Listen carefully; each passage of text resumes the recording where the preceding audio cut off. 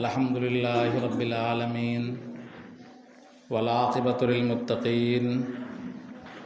والصلاة والسلام على سيد المرسلين أما بعد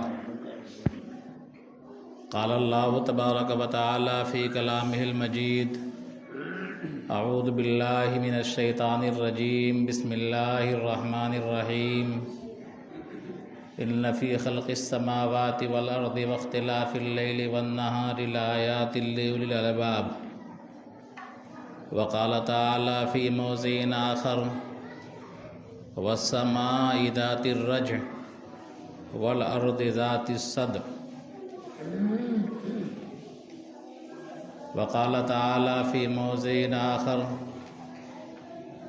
قل هو القادر على أن يبعث عليكم عذابا من فوقكم أو من تحت أرجلكم أو يلبسكم شيعا صدق اللہ العظیم۔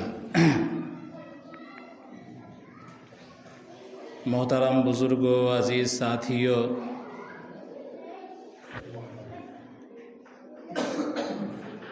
ہم آپ اس زمین پر رہتے ہیں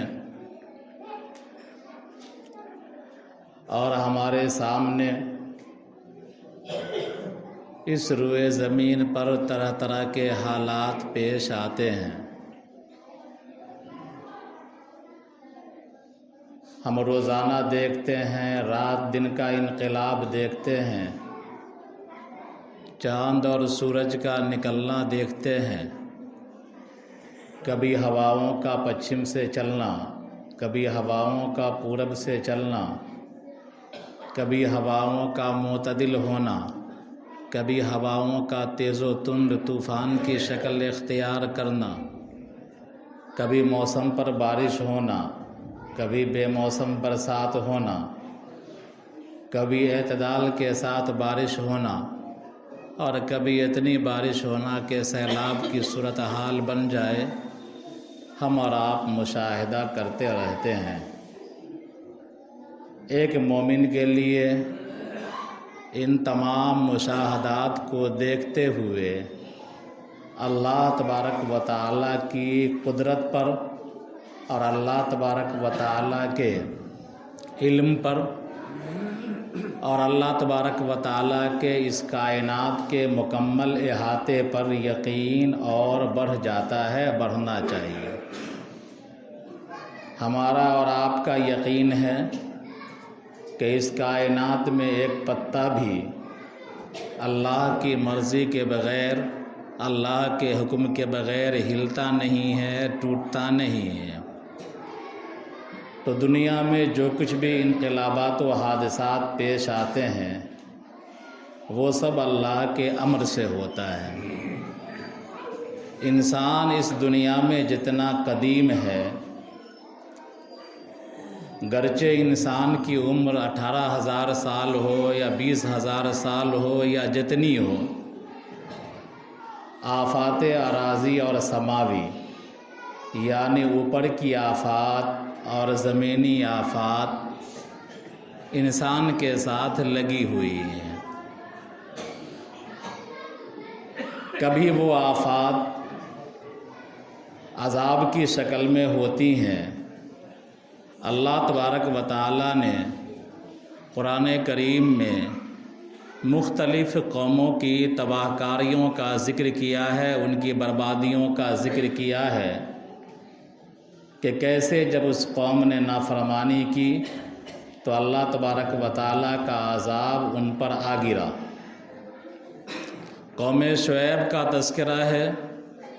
کہ شعیب علیہ السلام کی قوم ایک وادی میں آباد تھی، پہاڑ کے دامن میں آباد تھی،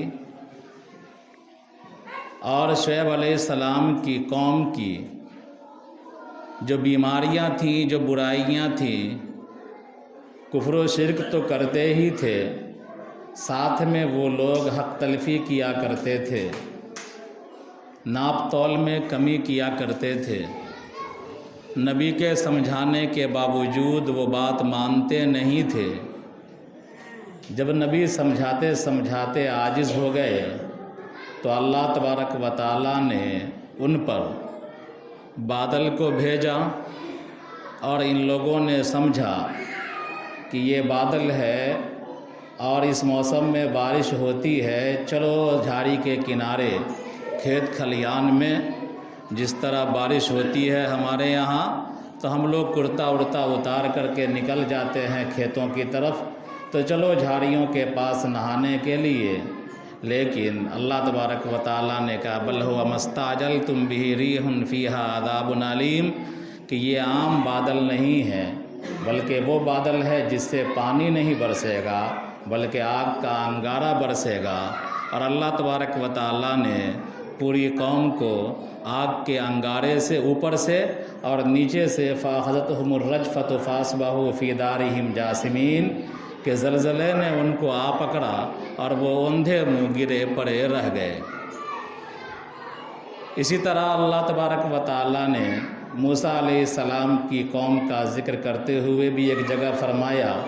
کہ جب موسیٰ علیہ السلام کی قوم بیجا کیل و کال، بیجا بحث و مباحثہ، بیجا نبی کی مخالفت کرتی تھی اور اس معاملے میں حد سے آگے بڑھ گئی، تو ان کے بارے میں بھی اللہ تبارک و تعالیٰ کا قول ہے کہ بنی اسرائیل کے ایک طبقے کو زلزلے نے آ پکڑا، فَأَخَذَتْهُمُ الرَّجْفَةُ، کہ زلزلے نے ان کو آ پکڑا۔ بہرحال تو یہ زمینوں کی کپکپاہٹ، زمینوں کی تھر تھراہٹ، سائنس اور توہمات کچھ بھی کہیں، توہمات یہ کہتے ہیں کہ زمین گائے کے ایک سنگ پر ہے، اور جب گائے اپنے سنگ کو بدلتی ہے دوسرے سنگ پر رکھتی ہے تو زمین پہ زلزلے آتے ہیں۔ یہ سب وہم ہے۔ کوئی یہ کہتا ہے کہ زمین ایک بڑی چھپکلی پر ہے اور چھپکلی حرکت کرتی ہے تو زمین پر بھونچال آتا ہے، زلزلہ آتا ہے۔ یہ بھی بکواس ہے، واہیات ہے، خرافات ہے، اس کی کوئی حقیقت نہیں۔ ارسطو نے ایک جملہ کہا تھا کہ زمین کے اندر ایک گیس ہوتا ہے، ایک مادہ ہوتا ہے، اور وہ گیس اخراج چاہتی ہے، باہر نکلنا چاہتی ہے، تو اس کی شدت کی وجہ سے زمین میں تھر تھراہٹ پیدا ہوتی ہے۔ ارسطو کا یہ قول آج کے سائنسی نظریے سے کچھ حد تک قریب ہے۔ موجودہ سائنسی دنیا یہ کہتی ہے کہ زمین کے اندر تہ بتہ مختلف پلیٹسیں ہوتی ہیں جس کو ٹونٹیکیو کہتے ہیں، اور وہ پلیٹ کے نیچے ایک مادہ ہوتا ہے، اور وہ مادہ جب انتہائی مگما مادہ انتہائی جب گرم ہو جاتا ہے اور گرم ہونے کے بعد اس سے کرنٹ پیدا ہوتا ہے، پلیٹیں ٹکراتی ہیں اور زمین کے اوپر ایک لہر دوڑتی ہے اور زمین کے نیچے بھی لہر دوڑتی ہے اور زمین تھر تھراتی ہے۔ بہرحال دو کہنے والے جو کچھ بھی کہیں، اگر سائنسی نظریے کو مانا بھی جائے، اور کوئی بڑی مشکل نہیں ہے ماننا، لیکن سوال یہ پیدا ہوتا ہے کہ زمین کے نیچے کی پلیٹوں کو کھسکانا، اس میں توڑ پھوڑ پیدا کرنا، یا اس کے نیچے جو مادہ ہے مگما اس کو گرم کرنا، یہ کس کے امر سے ہو رہا ہے، کس کے حکم سے ہو رہا ہے؟ ظاہر سی بات ہے کہ یہ سب اللہ کے حکم سے ہوتا ہے، اور ہمارا اور آپ کا یقین ہے کہ کائنات کے اندر کوئی بھی چیز اللہ کے حکم کے بغیر نہیں ہوتا۔ ہمارے اسلاف کا، صحابہ کرام کا، نبی کریم صلی اللہ علیہ وسلم کے پورے زمانے میں 63 سال کی عمر میں نہ مکہ میں کبھی زلزلہ آیا نہ مدینہ میں بھی کبھی زلزلہ آیا، تو نبی کریم صلی اللہ علیہ وسلم کا عہد 63 سال کا یہ زلزلے سے مامون ہے، محفوظ ہے۔ عمر فاروق رضی اللہ تعالی عنہ کے زمانے میں ایک مرتبہ زلزلہ آیا۔ عمر فاروق رضی اللہ تعالیٰ عنہ کے زمانے میں 2 مرتبہ زلزلہ آیا۔ ایک مرتبہ پہاڑ پر تھے اور پہاڑ لرزنے لگا تو عمر فاروق رضی اللہ تعالیٰ عنہ نے اپنی ایڑی کو پہاڑ پر مارا، زمین پر مارا، اور کہنے لگے کہ اے زمین، کیا میں نے تم پر عدل نہیں کیا ہے؟ پھر تو کیوں ہل رہی ہے؟ تو راویوں نے لکھا ہے کہ عمر فاروق رضی اللہ تعالیٰ عنہ کی کرامت کو بیان کیا ہے کہ ان کی اس ایڑی اور اس جملے کی وجہ سے زمین کا حرکت ہونا بند ہو گیا۔ دوسری مرتبہ زلزلہ آیا، حضرت صفیہ راوی ہیں، وہ بیان کرتی ہیں کہ ہم لوگ گھروں میں تھے، زلزلے کی شدت ایسی تھی کہ ایک پلنگ دوسرے پلنگ سے ٹکرا رہی تھی۔ عمر فاروق رضی اللہ تعالیٰ عنہ دوڑے ہوئے منبر رسول پر تشریف لائے اور لوگوں کے درمیان خطبہ دیا، تقریر کیا، اور تقریر کے اندر یہ جملے آپ نے ارشاد فرمائے کہ اے لوگو، تم نے دین میں طرح طرح کی نئی نئی چیزوں کو ایجاد کر رہے ہو، بے دینی کو تم دین سمجھ کر کے کام کر رہے ہو۔ اگر تم یہ کام کرتے رہے، اسی کا نتیجہ ہے کہ یہ زمین کی کپکپاہٹ، زمین کا زلزلہ اسی کا نتیجہ ہے۔ اگر تم یہ کام کرتے رہے تو میں تمہارے درمیان سے نکل جاؤں گا، چلا جاؤں گا، کہیں اور چلا جاؤں گا۔ بہرحال عمر فاروق رضی اللہ تعالیٰ عنہ کے اس واقعہ سے پتہ چلتا ہے کہ ایک مومن کی شان یہ ہے کہ زمین پر کوئی بھی حادثہ ہو تو وہ اللہ تبارک و تعالیٰ کی طرف رجوع کرے، اللہ تبارک و تعالیٰ کی طرف متوجہ رہے، سائنسی وجوہات کو چھوڑ دے۔ سائنسی وجوہات اپنی جگہ، سائنس والے تلاش کرتے رہیں، لیکن ایک بندہ مومن اپنے آپ کو اللہ کے سپرد کر دے، اللہ کی طرف متوجہ ہو جائے۔ ہم دیکھتے ہیں، ہمارا مشاہدہ ہے کہ بسا اوقات ہم چلتے ہیں، پھسل جاتے ہیں، لیکن ہمارا پیر نہیں ٹوٹتا، ہمارا سر پھٹ جاتا ہے، ہمارا ہاتھ ٹوٹ جاتا ہے۔ غلطی پیر سے ہوئی اور پھٹتا ہے سر، ٹوٹتا ہے ہاتھ، ٹوٹتی ہے کمر کی ہڈی، پیر بسا اوقات صحیح سالم رہ جاتا ہے۔ ابھی کوا میں مولانا اعجاز صاحب کا انتقال ہوا، کہنے والے کہتے ہیں کہ فجر کی نماز کے لیے وضو کر رہے تھے، پیر پھسل گیا تو پیر میں کچھ نہیں ہوا، لیکن دماغ میں چوٹ آئی شدید اور سر زخمی ہوا، انتقال بھی کر گئے۔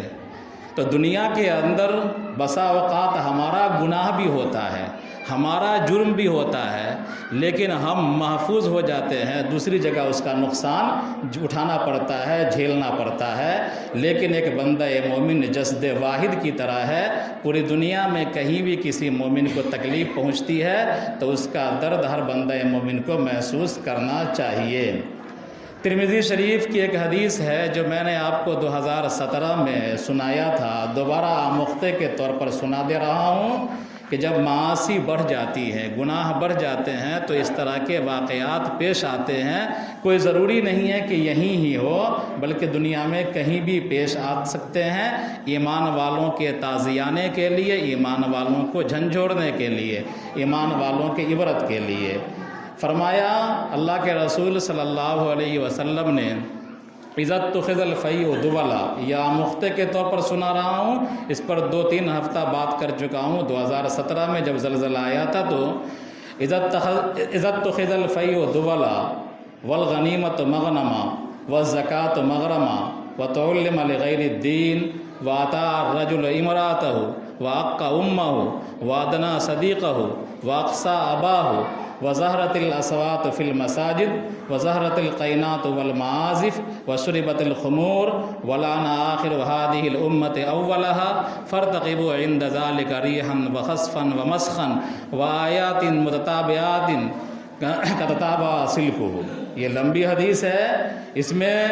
وہ معاشرتی خرابیوں کو جناب نبی کریم صلی اللہ علیہ وسلم نے بیان کیا ہے جس سے اللہ تبارک و تعالیٰ ناراض ہوتے ہیں، اور اللہ تبارک و تعالیٰ انسانوں کے عبرت کے لیے زمین کو جھنجھوڑنے کا حکم دیتے ہیں۔ تو فرمایا عزت تخذ الفیء دبلا، جب مال فے کو اپنی پراپرٹی سمجھا جانے لگے۔ مال فے کہتے ہیں کہ مسلمانوں کی فوج کو بغیر لڑے ہوئے اگر کوئی علاقہ فتح ہو جاتا ہے اور اس علاقے کے جو اموال ہوتے ہیں وہ مال فے کہلاتے ہیں، اس کو تقسیم کیا جاتا ہے،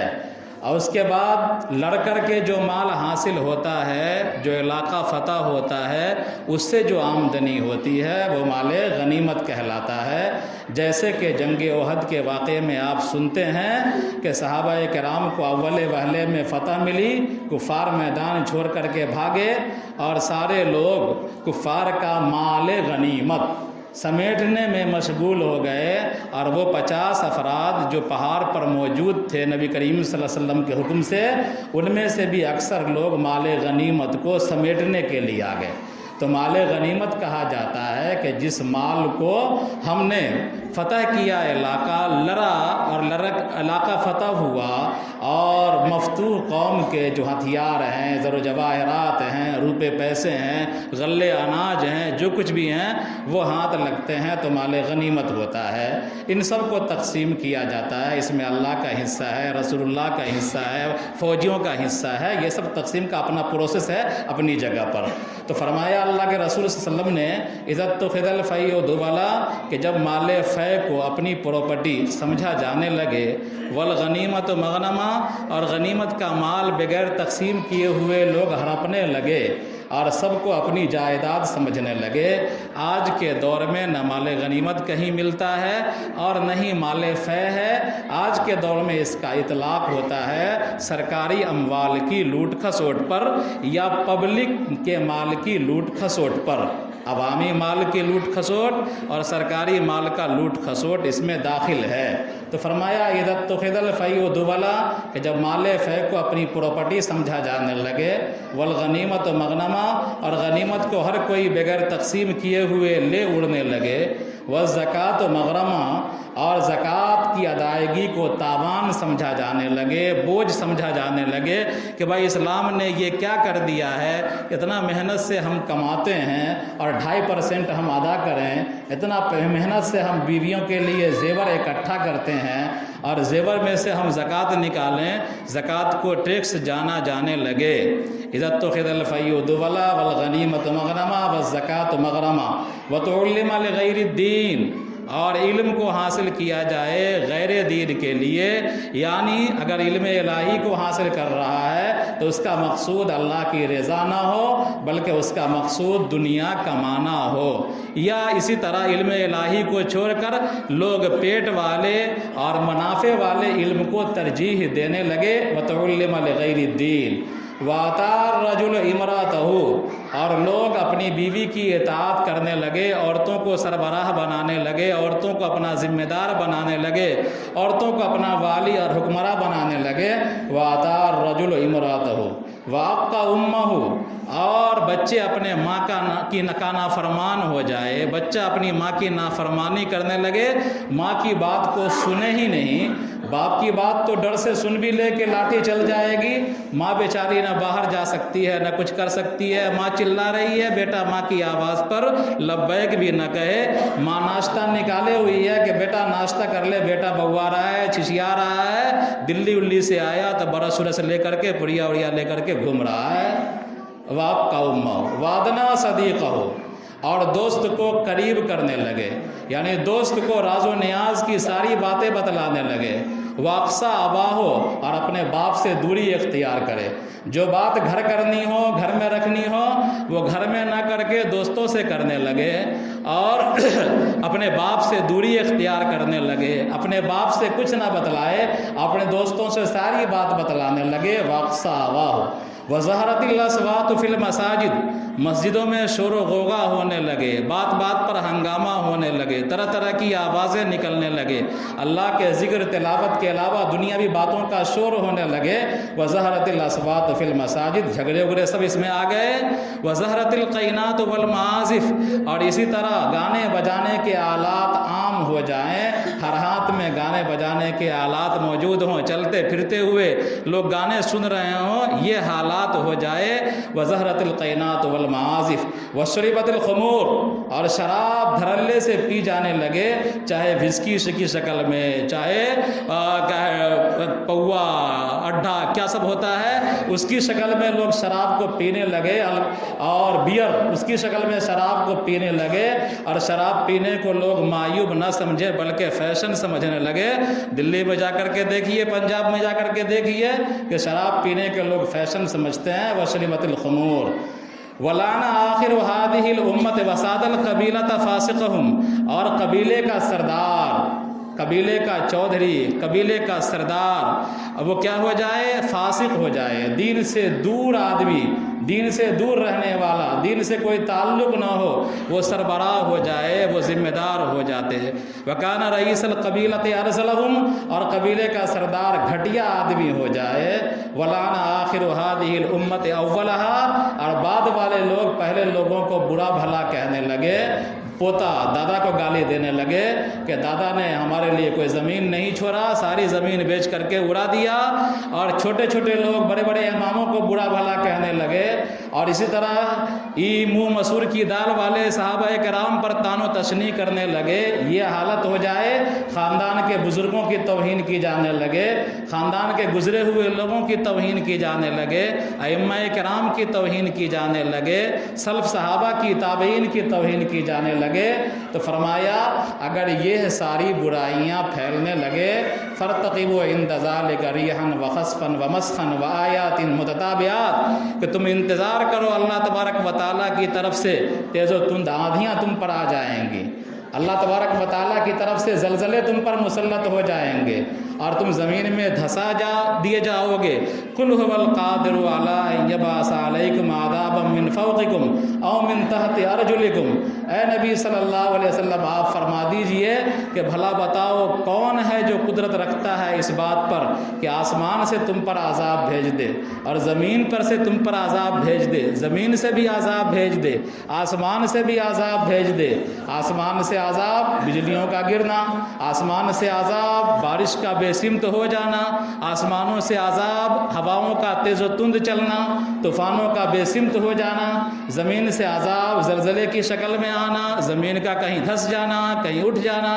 یہ سب عذاب آئیں گے۔ جناب نبی کریم صلی اللہ علیہ وسلم نے ایک موقع پر ارشاد فرمایا، لا تقوم الساعة حتى يقبض العلم وتكسر الزلازل، کہ قیامت اس وقت تک قائم نہیں ہوگی جب تک کہ علم کو اٹھا نہ لیا جائے، یعنی علم اٹھ جائے گا۔ علم کیسے اٹھے گا؟ کہ علماء اٹھیں گے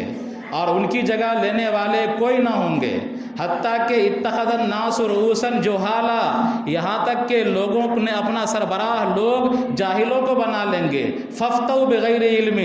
بغیر علم کے فتویٰ دیں گے، ضلوا فاضلوا، خود گمراہ ہوں گے، دوسروں کو گمراہ کریں گے، حتیٰ یقبض العلم، علم اس طرح اٹھا لیا جائے گا، وتکسر الزلازل، اور زلزلوں کی کثرت ہوگی، کبھی یہاں زلزلہ آئے گا، کبھی وہاں زلزلہ آئے گا، زلزلوں کی کثرت ہوگی، وتقارب الزمان، زمانے قریب قریب ہو جائیں گے،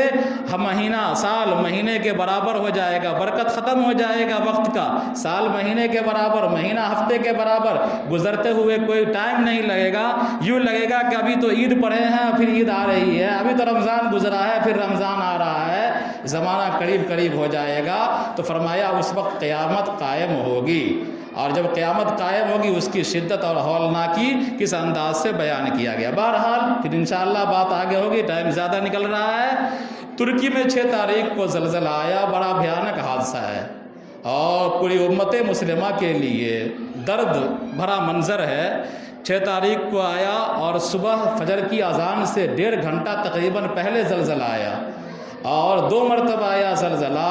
7.5 اشاریہ 7.8 اشاریہ، ہمارے یہاں جو زلزلہ آیا تھا 17 میں اس کا 2 گنا، ہمارے یہاں تھا 4.5 کا آیا تھا، لیکن وہاں جو آیا ہے وہ اس کا 2 گنا زلزلہ آیا ہے، اور 1 ضلع 2 ضلع نہیں بلکہ 10 ضلعوں میں 10 صوبوں میں زلزلے کے اثرات ہیں، اور تقریباً لوگ کہتے ہیں کہ 12 ملین 1 کروڑ 20 لاکھ لوگ زلزلے سے جزوی یا کلی طور پر متاثر ہوئے ہیں،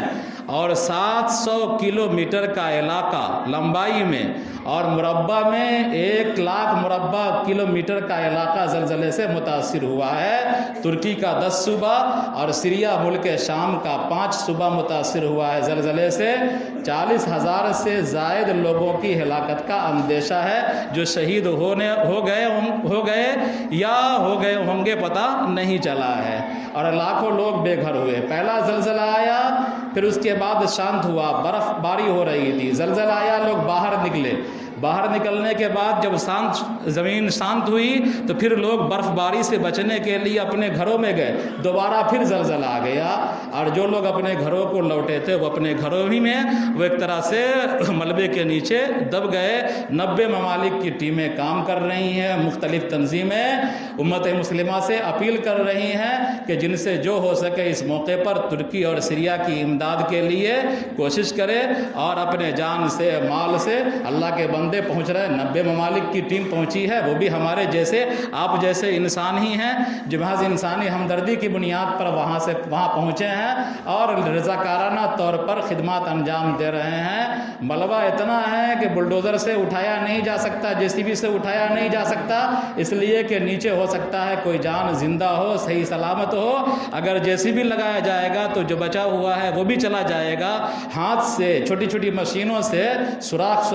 کر کے دیکھا جا رہا ہے، پرکھا جا رہا ہے۔ بہرحال ہو کا عالم ہے، تباہی کا منظر ہے، ہم کو دعا کرنا چاہیے اللہ تبارک و تعالی تمام شہیدوں کی مغفرت فرمائے، ان کے درجات کو بلند فرمائے، تمام پسماندگان کو صبر جمیل عطا فرمائے، جن کا مکان گھر دوار لٹا ہے، پیٹا ہے اور ٹوٹا پھوٹا ہے، اللہ تعالیٰ سب کو ان کا نعم البدل عطا فرمائے۔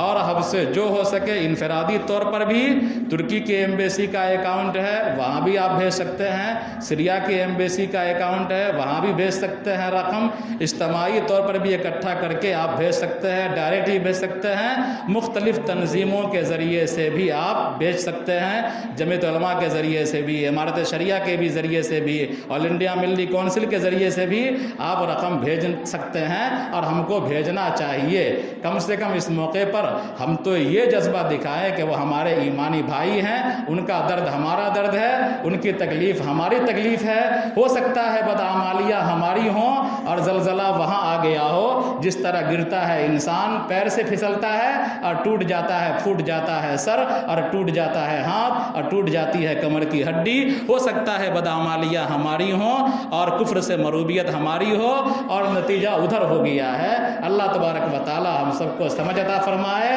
اور اپنے پروردگار کی طرف رجوع کرنے کی توفیق عطا فرمائے۔ ربنا تقبل منا انک انت السمیع العلیم۔